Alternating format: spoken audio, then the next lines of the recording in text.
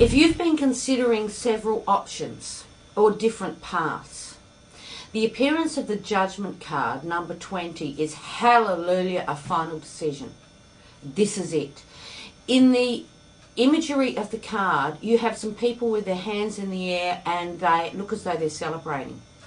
There's an angel above that's holding a trumpet, and the angel is blowing that trumpet as a signal, as a sign to say, this is it, this is good, this is what you are doing. When you've put a lot of work into a project, this is about the final reward that comes with all the work you've put in before.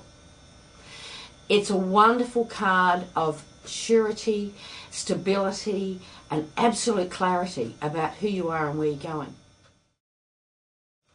When you consider the meaning of the Judgment card in the upright position, you could work out that when the Judgment card comes out upside down, it means the opposite.